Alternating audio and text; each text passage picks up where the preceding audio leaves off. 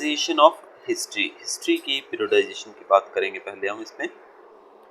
History is in most countries is classified into 3 periods. तो generally history जो रहती है हमारी, इसको पूरे वर्ल्ड के अंदर ज़्यादातर देशों के अंदर 3 पार्ट में इसको बाइफरकेट किया जाता है। पहला है एंशिएंट पीरियड, फिर आता है मिडिवल पीरियड और फिर आता है मॉडर्न पीरियड।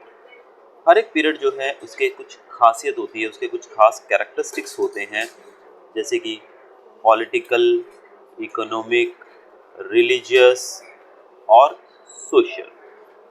तो ये जो चारों फैक्टर्स हैं, ये चारों फैक्टर्स हर एक पीरियड के अलग होते हैं। समझो कि एंशिएंट पीरियड में जो पॉलिटिकल, इकोनॉमिक और रिलीजियस और सोशल जो कैरेक्टरिस्टिक्स थे, वो ऑब्वियसली दूसरा जो पीरियड है जैसे कि मिडिवल पीरियड, उससे अलग होंगे और मॉडर्न पीरियड के इन दोनों से अलग होंगे। इसी के आधार पे हम तीनों पीरियड्स को अलग अलग कर सकते हैं।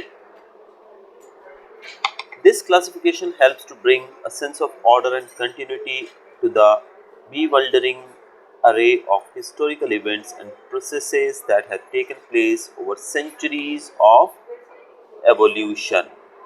तो ये जो हम बात कर रहे हैं, ये क्लासिफिकेशन जो है, ये हमें एक ऑर्डर मेंटेन करने में हेल्प करती है। क्या करने में हेल्प करती है? एक ऑर्डर, यानी कि हम इससे जान सकते हैं कि पहला पीरियड कौन सा था। सबसे पहले एंशिएंट पीरियड था, फिर मिडिवल पीरियड आया, फिर मॉडर्न पीरियड। जैसे हम असेंडिंग और डिसेंडिंग ऑर्डर में नंबर्स को अरेंज करते थे जब हम छोटे थे मैथमेटिक्स के अंदर, उसी प्रकार से इसमें भी हम बिना कंफ्यूज हुए एक सिस्टमेटिक वे में हिस्टोरिकल इवेंट्स को और प्रोसेसेस को अरेंज कर सकते हैं। It helps to put the past into perspective and to see turning points and transition periods with greater understanding and clarity. इससे हमको मदद मिलती है कि हम अपने पास्ट को, जो बीता हुआ कल है हमारा, जिसको हम एक्चुअल में देख नहीं सकते हैं, फ्यूचर तो हम देख सकते हैं कि हमें पता है कि फ्यूचर हमारा है, हम उसको देखने के लिए जिंदा भी हैं जब तक हम हैं, लेकिन पास्ट को तो हम देख ही नहीं सकते जीते जी भी। पास्ट तो जो बीत चुका है वो है, उसको तो हम दोबारा देख ही नहीं सकते हैं। तो पास्ट विजन जो है, पास्ट हमारा पर्सपेक्टिव जो है, यानी कि पास्ट के अंदर हम झांक ही नहीं सकते हैं, लेकिन इन पीरियड्स के द्वारा हमें एक मौका मिलता है हमारे बीते हुए कल में झांकने का, और हमें हमारे जो सोसाइटी के अंदर जो बदलाव हुए हैं समय समय पर, उन सबको देखने में, जानने में मदद मिलती है। उससे हम समझ पाते हैं कि पुराने समय में लोग किस प्रकार से रहते थे। इसके बाद आता है हमारा अगला topic, a period of transition. Topic है हमारा period of transition. Historical periods differ from country to country depending on the stage of the development of that region. Historical periods जो होते हैं वो हर एक देश के हिसाब से डिफरेंट रहते हैं, डिपेंड करता है stage of development of that region, उस रीजन की डेवलपमेंट स्टेज के ऊपर डिपेंड करता है। जैसे यूरोप की बात करें तो मॉडर्न एज जो है वो स्टार्ट हुआ था 15th सेंचुरी में। अब यहाँ पर देखो टर्निंग पॉइंट रहता है ना, हर जगह पर अलग है। तो हमारा जो ये यूरोप है, यूरोप के अंदर मॉडर्न एज को हम गिनते हैं लगभग 15th सेंचुरी से। In India however the modern age generally regarded as having begun in the mid 18th century. हमारे यहाँ पर जो है 18th सेंचुरी में इसको शुरू माना जाता है। The major turning point in India's transition from the medieval to the modern age was the conquest of India by the British. तो भारत के अंदर जो मेन टर्निंग पॉइंट हम बोलते हैं, जैसे कि मुख्य मोड़ जो आया था मिडिवल से मॉडर्न एज में हमारा जाने का, क्योंकि देखिए हम लोग बैकवर्ड कंट्री थे, यानी कि वैसे तो हम समृद्ध थे बहुत, we were wealthy, but we were quite technically behind the world, ठीक है। लेकिन अंग्रेजों के आने के बाद हमारे यहाँ पर टेक्निकल डेवलपमेंट भी ज़्यादा होने लगा। जैसे आप जानते हो कि रेलवे लाइन्स आई, फिर हमारे फैक्स, ये सुविधाएं भी हुई, टेलीग्राम वगैरह की हुई ना, तो ये सब सुविधाएं अंग्रेजों के आने के बाद ही हुई। तो इसलिए उनके कॉन्क्वेस्ट, जब उन्होंने भारत को जीता, उसके बाद से हमारे यहाँ पे मॉडर्न एज की शुरुआत हुई। इसके बाद in the past India had been invaded and conquered by foreigners। इससे पहले भी अगर हम बात करें तो भारत जो है कई बार जीता जा चुका है, कॉन्कर किया जा चुका है भारत को। किसके द्वारा? दूसरे फॉरेनर्स के द्वारा भी।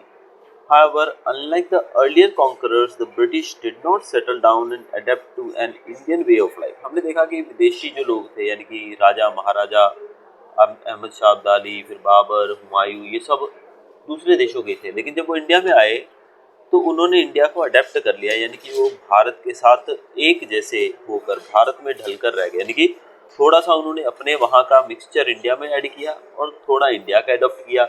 यानी कि हम जैसे कुतुब मीनार देखते हैं, ताजमहल देखते हैं, तो इनके अंदर हमें भारतीय झलक भी मिलती है और जिन्होंने इनको बनवाया है उनके देश की झलक भी थोड़ी थोड़ी देखने को मिलती है।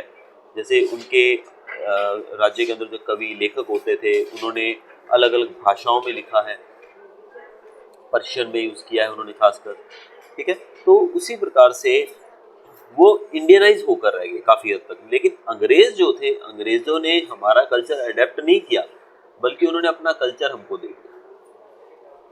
हम मॉडर्न हो गए ना वेस्टर्न वर्ल्ड से, हम वेस्टर्नाइज हो गए, वो इंडियनाइज नहीं हुए। For the first time, India was ruled from outside by foreigners and subjected to an alien rule for about 200 years. Bharat पर लगभग 200 साल के बाद ऐसा हुआ कि किसी फॉरेनर ने भारत पे 200 साल तक रूल किया और आउटसाइड, बाहर से रूल किया गया। अंग्रेजों ने ब्रिटेन में बैठ के रानी ने हम पे रूल किया और 200 साल तक ये रूल हमें झेलना पड़ा। The sharp divide between the British rulers and the Indians was never bridged. तो ये जो भारतीय लोगों के बीच और ब्रिटिश रूलर्स के बीच में जो ये गैप था, उसको हम कभी भी भर नहीं पाए। यानी कि हमारे यहाँ पर ये सब चीज़ें, मतलब हमारे अंदर गैप जो था वो रहा ही, यानी कि उन्होंने कभी हमको अपनाया ही नहीं और हम भी उनको उसी नज़रिए से देखते रहे, यानी कि हमारे अंदर कोई म्यूचुअल अंडरस्टैंडिंग बनी ही नहीं।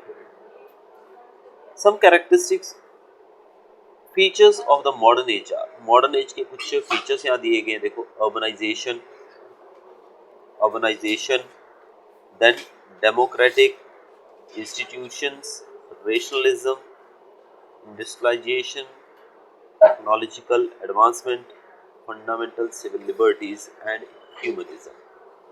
ठीक है, तो ये कुछ कैरेक्टरिस्टिक्स हैं जो कि मॉडर्न एज से हैं। Source materials. The vast range and quantity of source materials for the modern age in India helps us to study the history of this period in great detail and with accuracy.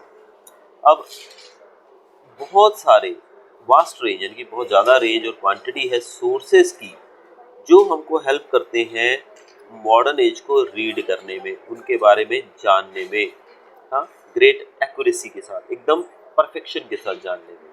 The source materials for the modern age are of two kinds. Modern age के लिए जो source materials जो हैं, जिनसे हमको पता लगता है कि उस समय के बारे में, उस काल के बारे में, उस पीरियड के बारे में, वो दो भागों में बांटा गया। उसको पहला पार्ट इसमें दिया गया है प्राइमरी सोर्स और दूसरा है सेकेंडरी सोर्स। अब प्राइमरी और सेकेंडरी सोर्सेस कौन से हैं जिनसे हमको पता लगेगा हमारे मॉडर्न पीरियड के बारे में। Many of the primary sources of the modern period have been preserved in archives and museums. बहुत सारे प्राइमरी सोर्सेज जो हैं उनको हमारे यहाँ पर प्रिजर्व किया गया है। कहाँ पर? आर्चिव्स के अंदर और म्यूजियम्स के अंदर। म्यूजियम आपको पता है क्या होता है, वैसे ही आर्चिव्स भी होते हैं जहाँ पर हमारी प्राचीन समय की चीज़ों को, उनसे जुड़ी चीज़ों को रखा जाता है। इसके अंदर क्या क्या चीज़ें इंक्लूड की गई है वो यहाँ हम देख लेते हैं थोड़ा डिटेल में। Original documents such as official records of the British government, यहाँ पर ब्रिटिश गवर्नमेंट के ऑफिशियल रिकॉर्ड्स रखे गए हैं। फिर लिटरेरी वर्क्स जैसे कि यूरोपियन रेजिडेंट्स या फिर विजिटर्स जो भारत में आते थे उस समय, या फिर Indian officials, novels, play, short stories या फिर poems by the British and Indian authors, यानी कि उस समय के ज़्यादातर साहित्य काम होता है। साहित्य बोलते हैं रिटर्न वर्क, यानी कि जैसे किताबें जो लिखी जाए, पोएम हो गई, स्टोरी हो गई। फिर उस समय आपको पता है ना, बहुत सारे राजाओं के जीवन के बारे में कवि लेखक लिखते थे, जैसे कि अकबरनामा लिखा गया है, हुमायूं नामा लिखा गया है, बाबरनामा लिखा गया है ना, तो वो सब उनके जीवन के बारे में लिखा जाता है, वो वहाँ पर प्रिजर्व्ड है। और क्या है इसके अलावा वहाँ पर प्रिजर्व्ड है historical works by contemporary historians. तो उस समय के हिस्टोरिकल वर्क्स, कुछ हिस्ट्री से जुड़े हुए लगते हुए कुछ काम भी वहाँ पर रखे हुए हैं जो कि हमको हमारी हिस्ट्री के बारे में जानने में हेल्प करते हैं। आर्टिस्टिक वर्क्स, जैसे कि आर्टिस्टिक वर्क में क्या क्या चीज़ें आ जाती हैं, जैसे कि पेंटिंग हो गई, स्केचेस हो गई, एंग्रेविंग, ड्राइंग एक्सेट्रा, यानी कि उस समय से जुड़ी हुई, आज की नहीं। फिर फोटोग्राफ्स अगर कहीं अवेलेबल हैं तो, फिर ऑडियो कैसेट्स, क्योंकि ये हम एक्सपेक्ट करें कि फॉरेन रूलर्स जब थे 1600 से पहले, 1700 से पहले तो ये अवेलेबल नहीं थी ये चीज़ें, लेकिन जब अंग्रेज़ आए तो ज़रूर ये सब चीज़ें अवेलेबल हुई। ठीक है, तो उस समय के कुछ इंसिडेंट्स, इंटरव्यूज़ भी अगर लिए गए, जैसे हम जानते हैं कि 1900 के बाद की तो काफ़ी सारी चीज़ें हमारे पास अवेलेबल हैं, है ना, तो वो सब यहाँ पर रखी गई हैं।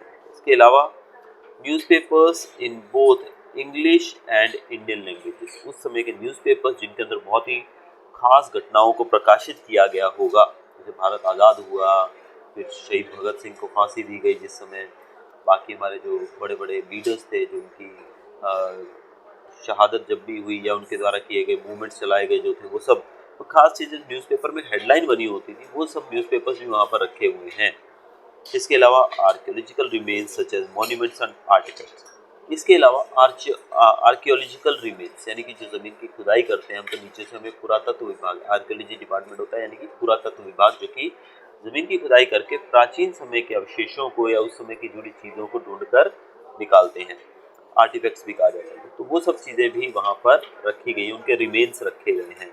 इसके अलावा हमारे पास जो मुख्य साधन रहता है वो है ओरल हिस्ट्री, ये भी हमें किसी न किसी तरीके से उस समय से जोड़ देती है। अब हम देखेंगे हमारे सेकेंडरी रिसोर्सेज के बारे में। ठीक है, सेकेंडरी सोर्सेज के अंदर क्या क्या चीज़ें आती हैं, इसमें आती हैं books, review, reports, articles written by historians and scholars who study and research primary resource materials, interpret evidence and arrive to conclusion. Secondary sources के अंदर आते हैं हमारे वो लोग जो किताबों को पढ़ते हैं, रिव्यू देते हैं, रिपोर्ट्स बनाते हैं, आर्टिकल्स लिखते हैं और प्राइमरी सोर्सेज को रिसर्च करके उसको समझने की कोशिश करते हैं, इंटरप्रेट करते हैं और फिर एक कंक्लूजन पे पहुंचते हैं कि हाँ भाई ये चीज़ रियल में है कि नहीं, ये चीज़ रियल मायने में क्या है। तो ये सब चीज़ें भी उसमें आती हैं। इसके अलावा अगर देखें तो since the modern age in India begin with the advent of the British rule, the roots of the transition from the medieval period must be traced back to Europe. To understand the impact of British rule on Indian history, it is imperative to understand the changes that were taking place in Europe. अब भारत के अगर modern age की बात करें तो भारत का modern age जो था वो कब शुरू हुआ, जब अंग्रेज भारत आए, तब हमारा जो मिडिवल पीरियड जो था उससे हम मॉडर्न पीरियड में कन्वर्ट होने लगे, पहुंचने लगे। तो अगर हमें मिडिवल पीरियड से हमारे ट्रांजिशन का जो टाइम था मॉडर्न पीरियड में उसको स्टडी करना है तो हमें उसके लिए यूरोप को पढ़ना पड़ेगा, यूरोप के बारे में जान, क्योंकि अंग्रेज तो वहीं से आया था ना एक तरह से देखा जाए तो हम अगर ब्रिटिश रूल इंडियन हिस्ट्री के अंदर पढ़ें, इम्पैक्ट ऑफ ब्रिटिश रूल, कि भाई भारत के इतिहास के ऊपर अंग्रेज़ों का क्या प्रभाव पड़ा, तो इसके लिए हमें यूरोप में होने वाले बदलावों को पढ़ना बहुत ही ज़रूरी है। मॉडर्न पीरियड इन यूरोप, अब यूरोप के अंदर मॉडर्न पीरियड कैसा था वो देखते हैं। Europe entered the modern age in 15th century, देखो हमसे वो लगभग 200 साल पहले वो मॉडर्न एज में प्रवेश कर चुका था। उस समय कुछ इंपॉर्टेंट चेंजेस हो चुके थे वहाँ पर, जैसे कि फ्यूडलिज्म हैड डिक्लाइन, फ्यूडलिज्म जो कि था उस समय, फ्यूडल सिस्टम डिक्लाइन हो चुका था, ख़त्म हो चुका था।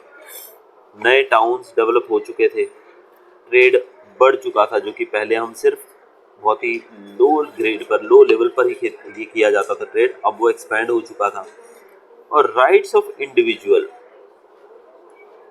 बिकेम स्ट्रॉन्गर, इंडिविजुअल राइट्स को भी थोड़ा स्ट्रेंथ मिल चुका था।